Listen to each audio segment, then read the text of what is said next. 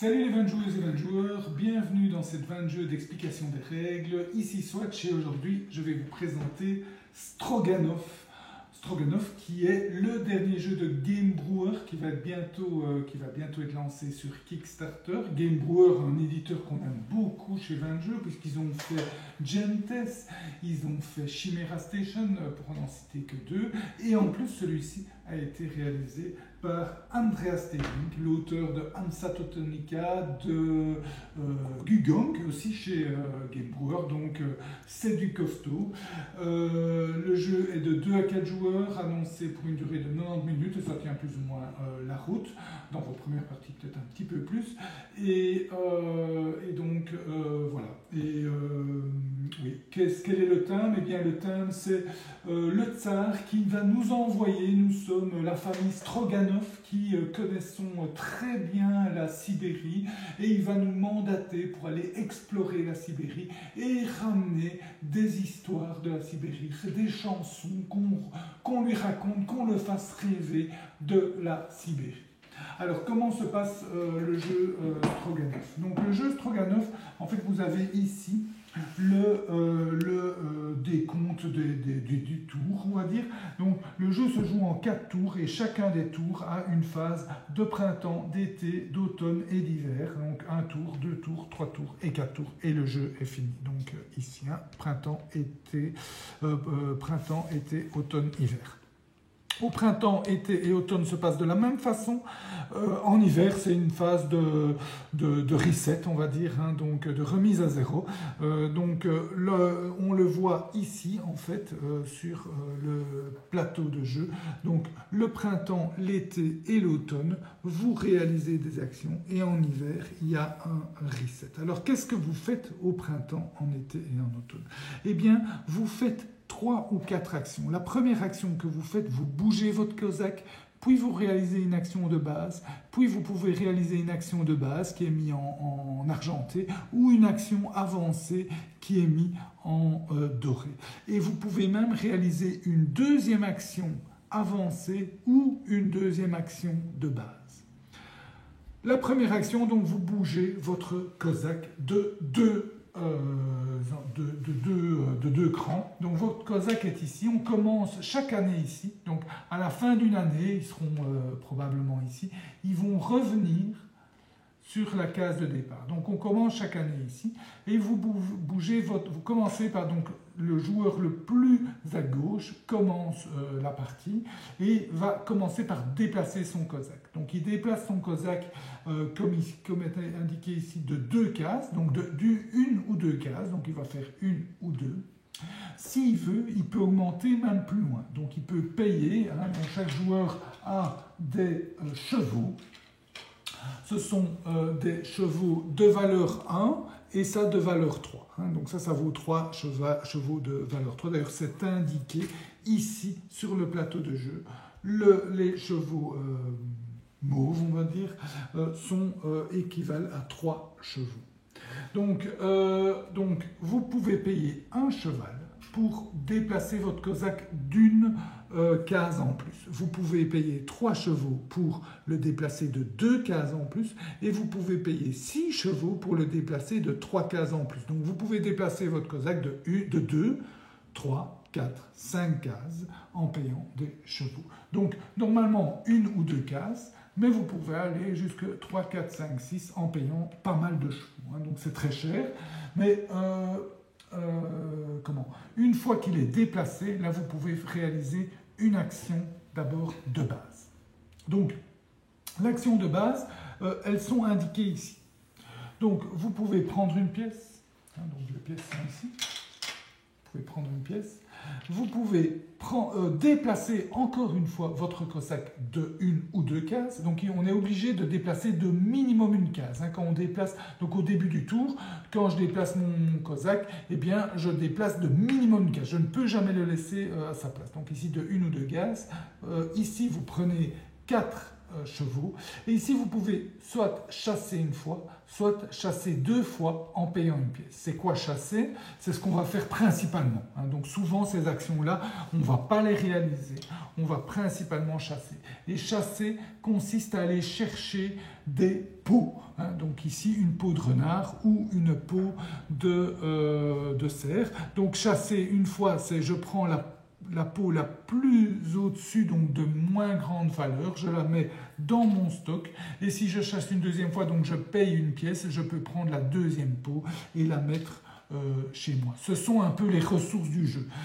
Les valeurs sont très importantes et sont uniques. Donc vous ne pouvez pas dire qu'une 6 vaut plus, enfin, vaut une 4. Non, une 6 vaut une 6 et une 4 vaut une 4. Vous verrez ça tout de suite après. Donc, vous pouvez chasser 1 ou 2 fois en payant une pièce. Et une autre action de base qu'on a fait très peu dans notre partie, donc qui nous semble moins intéressante, c'est payer une peau de renard, donc de valeur 4, et réaliser 2 des actions qui sont là, même 2 fois la même action. Donc si je veux, je paye une peau de valeur 4 de renard, donc, et je reçois 2 pièces, ou une pièce. J'augmente sur ma piste de chanson, je déplace encore une fois mon cosaque où je prends 3 chevaux. Donc la piste de chanson, elle est ici, et donc on augmente simplement sur la piste de chanson. Vous verrez après à quoi ça sert. Donc voilà, donc je commence par déplacer mon cosaque, puis je fais une action de base. L'action de base, ça peut être prendre une pièce, déplacer, prendre des chevaux ou chasser 1 ou 2 fois, ou éventuellement payer un renard pour faire 2 actions qui sont là. Ensuite, je peux faire une action avancée. Alors les actions avancées dépendent de l'endroit où je suis. Donc ici, je suis dans cette région-là de la Sibérie. Là, je serai dans cette région-ci de la Sibérie, etc. Ici, la région-là, la région avancée, etc. Donc, je peux faire mon action avancée que dans la région où se situe mon cosaque ou bien où se situe un de mes campements. Donc une des actions, ce sera de faire un campement. Donc par exemple ici, le joueur jaune peut faire son action avancée ici parce que son cosaque y est, peut faire son action avancée ici parce qu'il a un campement, là parce qu'il a un campement et là parce qu'il a un campement. Évidemment, ça c'est une configuration fin de partie. Donc au début de la partie, vous n'aurez probablement pas autant de campements que le joueur jaune ici. Et c'est quoi une action avancée? C'est soit ici, soit là, soit là, soit là, ou soit là. Donc ici, c'est construire un campement. Bon, ici, tous les campements sont construits, mais imaginons que c'était comme ça. Donc pour construire un campement, il faut payer les chevaux qui sont indiqués ici. Donc la première case coûte aucun chevaux, puis un cheval et 2 chevaux ici. Donc, je peux construire un campement en payant. Il faut pour cela que j'ai un campement dans mon stock. Donc ici, le joueur vert, donc il y a le stock général où il y a des campements, mais le joueur vert n'a qu'un seul campement dans son stock. Donc il faut par préalable avoir un campement dans son stock. Et c'est commence avec cette action-là, par exemple, où on gagne un campement de la réserve générale et on le place dans son stock. Donc, première action, c'est prendre un campement de son stock, payer les chevaux éventuels et placer son campement. Deuxième action avancée, c'est faire cette action-ci. Donc ici, par exemple, c'est prendre une peau du marché. Donc le marché est ici.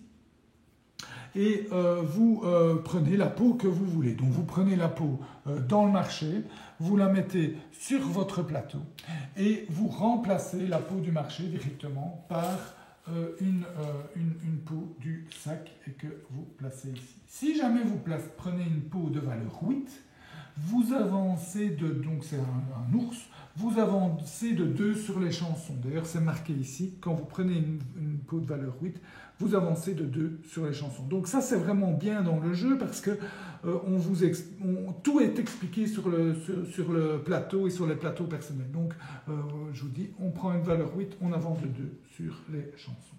Donc, ici, la première action avancée que je peux faire, c'est mettre un campement. Deuxième action que je peux faire, c'est faire l'action de cette tuile-ci. Ici, ça me permet de prendre une peau du marché, c'est ce symbole-là.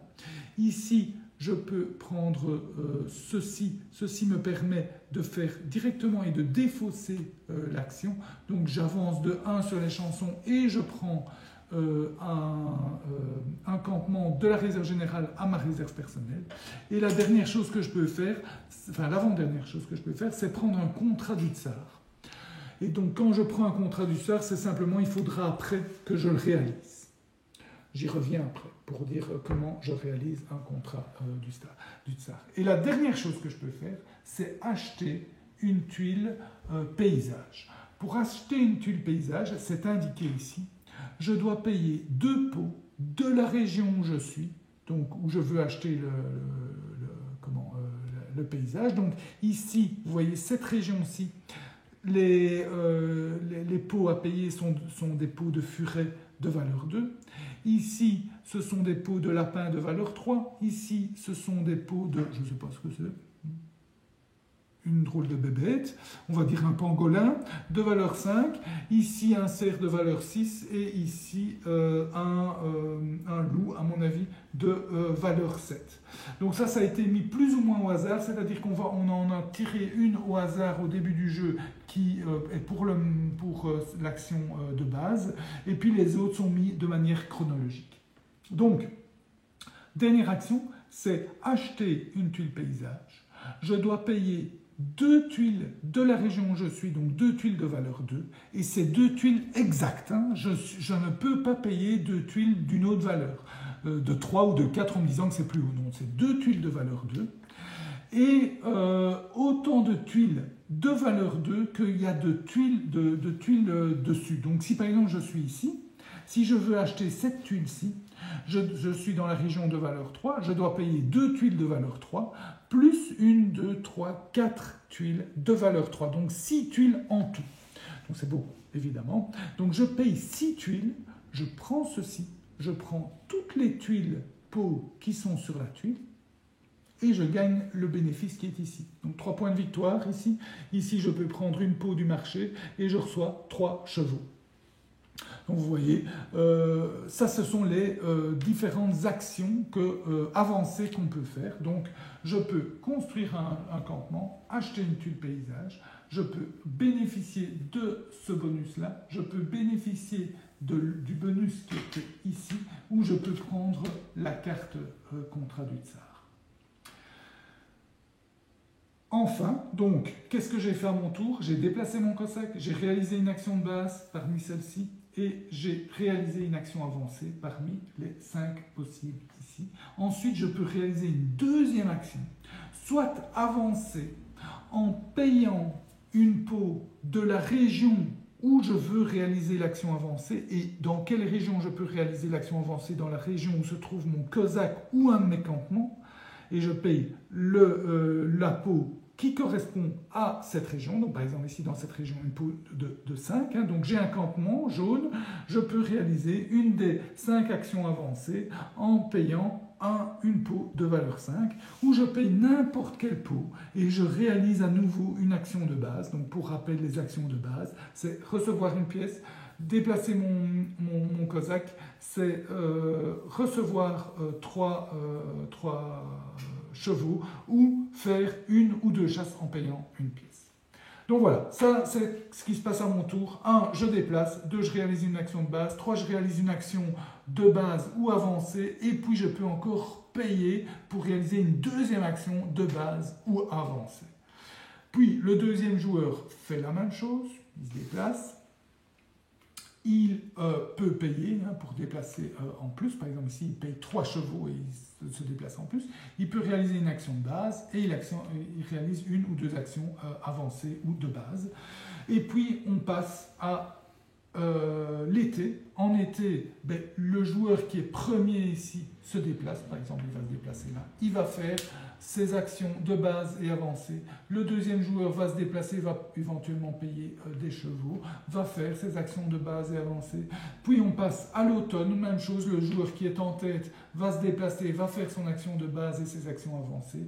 Puis le deuxième va faire la même chose. S'il arrive dans la même tuile, il reste toujours derrière. Donc c'est toujours celui-là qui est avancé. Et puis on arrive à la phase d'hiver. Et en hiver, Chaque joueur va recevoir 2 chevaux plus un cheval par tuile portrait qu'il aura gagné. Donc les tuiles portrait lui restent du début à la fin de la partie. Donc vous, par exemple, vous pouvez, en réalisant cette action avancée, vous gagnez 4 chevaux et une tuile portrait qui vous fait gagner donc un cheval par tour. Donc ici, vous recevez 2 chevaux plus un cheval par tuile portrait que vous avez. Vous pouvez réaliser les contrats que vous aurez réalisés ici. Alors j'en reviens au contrat. Peut-être que je dois, avant de vous expliquer ceci, je dois vous expliquer les actions gratuites. Donc tout est indiqué encore une fois sur le plateau. Ça c'est vraiment super parce que le jeu n'est pas compliqué, tout est indiqué. Donc ici ce sont les 3 actions gratuites qu'on peut faire à son tour. Donc n'importe quand pendant son tour, avant même de commencer, avant de bouger par exemple, vous pouvez payer 5 chevaux et aller, soit vous allez prendre une des tuiles qui est au marché, c'est ce symbole-ci, soit vous prenez, le symbole ici, ça veut dire vous prenez 2 tuiles du sac et vous en choisissez une des 2 et vous la gardez. Ça, c'est ici. Donc, pour 5 chevaux, une action gratuite, je paye 5 chevaux. Donc, c'est tout l'intérêt d'ailleurs de gagner des tuiles portraits qui vont augmenter vos revenus en chevaux chaque tour. Parce qu'avec vos tuiles chevaux, vous allez pouvoir gagner des ressources en les payant gratuitement, donc à votre tour. Vous pouvez aussi dépenser un cheval et une de vos tuiles. Par exemple, si vous voulez absolument une tuile de valeur 2, vous dépensez un cheval et une tuile, par exemple, de valeur 5, et vous pouvez prendre une tuile pot du marché inférieure, donc voilà, je veux ma valeur 2, je défausse ma valeur 5 et je prends ma valeur 2, ou bien vous en défaussez n'importe lesquelles les 2 et vous prenez celle que vous voulez dans le marché. Chaque fois, on repioche pour compléter.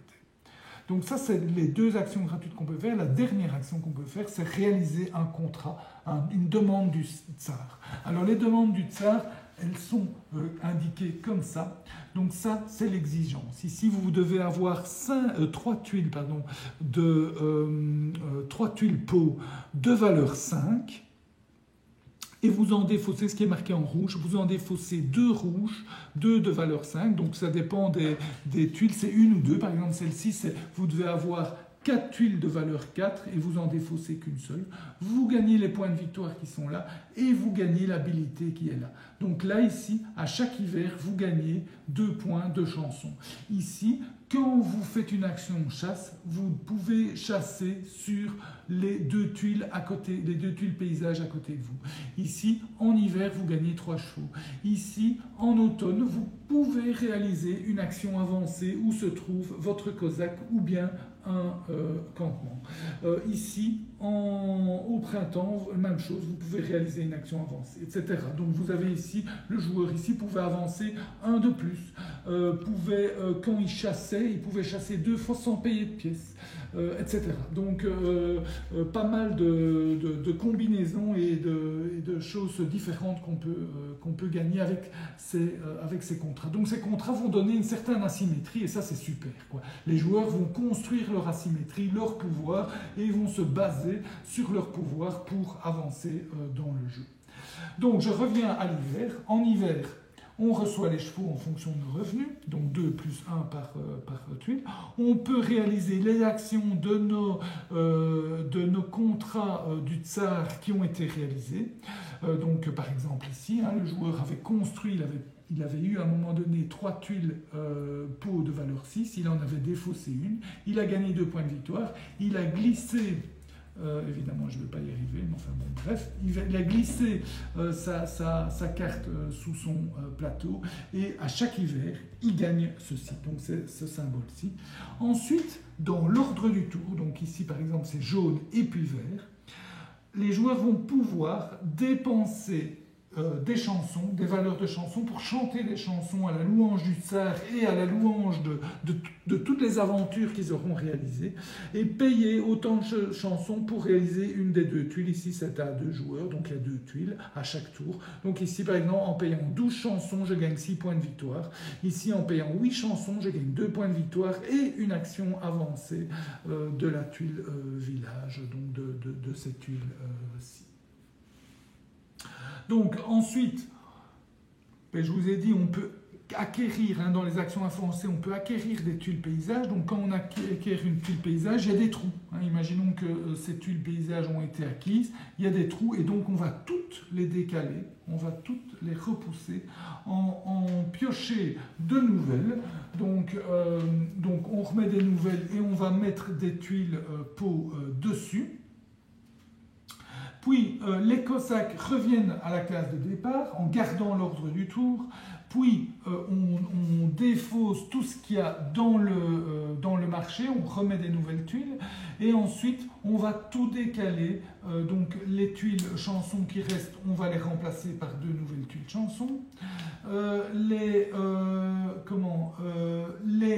tuiles comme ça, s'il y a des trous, quand les joueurs les ont utilisées, on va toutes les décaler et en repiocher de nouvelles pour les mettre là. Et puis les contrats. Donc si des joueurs avaient pris des contrats du Tsar, eh bien on les décale et on va piocher des nouveaux contrats. Donc évidemment, vous allez faire ça 4 fois. Et à la fin, on va compter les points de victoire. Donc les points de victoire vont se gagner essentiellement en cours de partie, principalement grâce à l'acquisition de tuiles paysages. Vous voyez, ça rapporte 4, 3, 2, donc pas mal de points de victoire. Il faut savoir qu'une partie se joue en plus ou moins 50 points de victoire. Donc 4, 5, 3, c'est des points qui comptent.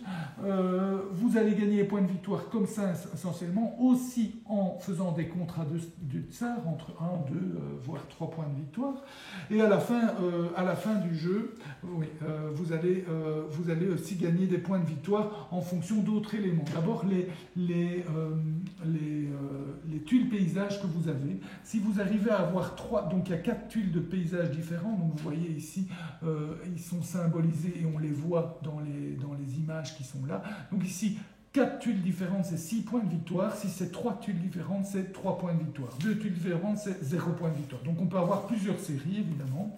On va gagner aussi des points de victoire en fonction du nombre de campements qu'on aura réalisés. C'est exponentiel, donc c'est 1, 3, 6, 10 points de victoire en fonction du nombre de campements. Vous allez aussi gagner certains points de victoire. Donc vous allez avoir la possibilité de gagner des tigres. Des tigres, ce sont des peaux joker, mais si vous ne les avez pas utilisées à la fin du jeu, elles valent 2 points de victoire.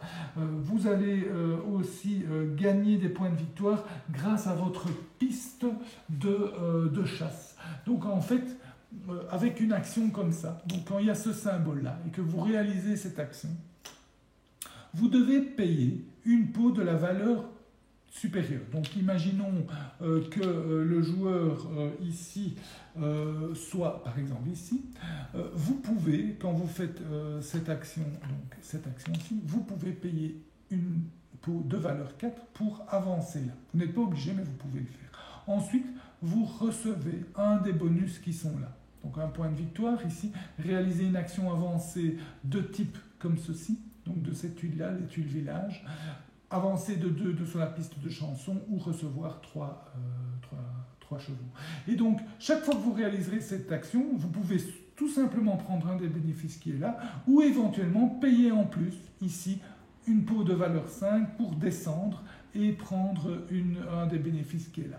À la fin du jeu, en fonction de l'endroit où vous êtes, vous allez gagner 1, 3, 6 ou 10 points, en sachant que le maximum, c'est pas mal parce que vous gagnez 10 points, mais en plus, quand vous aurez le bénéfice, vous pouvez prendre 2 bénéfices différents. Donc ça, c'est ceci. Donc ça aussi, c'est des points de victoire à la fin du jeu.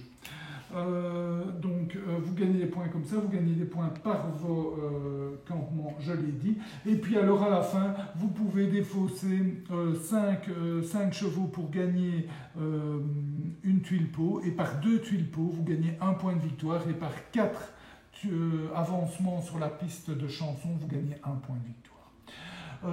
Donc au résultat, comment est-ce qu'on va jouer? Il y a une certaine course à aller de plus en plus loin parce que plus vous allez construire des campements, plus vous allez pouvoir réaliser des actions différentes, des actions avancées différentes, en sachant que vous n'allez pas toujours avoir l'occasion de piocher des tuiles de valeur vraiment différentes. Donc si vous avez une tuile de valeur 5, autant espérer la dépenser pour avoir l'action bonus, l'action avancée d'ici. Donc vous allez un peu faire la course à avancer le plus premier, parce que le premier va aussi être premier joueur.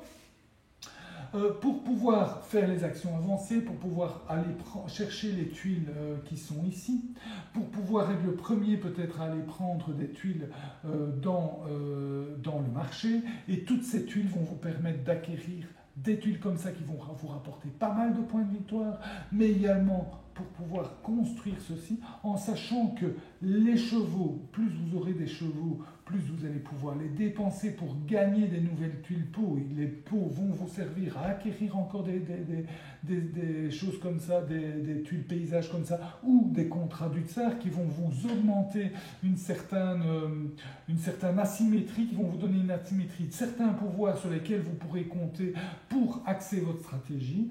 Donc tout ça donne un jeu assez frais, assez original.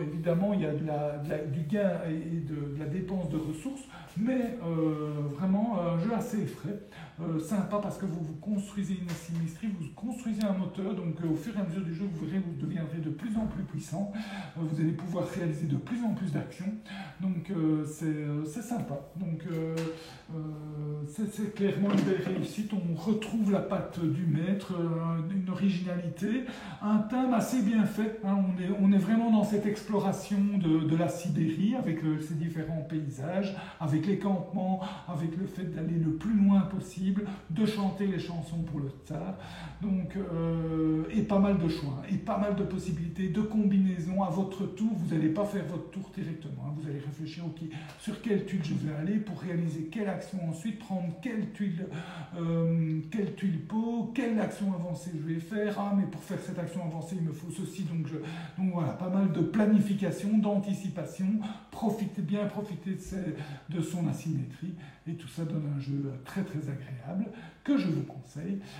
J'espère que cette dégustation de Stroganov vous a goûté. Si vous aimez, n'hésitez pas à vous abonner à la chaîne YouTube. Je vous souhaite de bien vous amuser. Santé et à bientôt.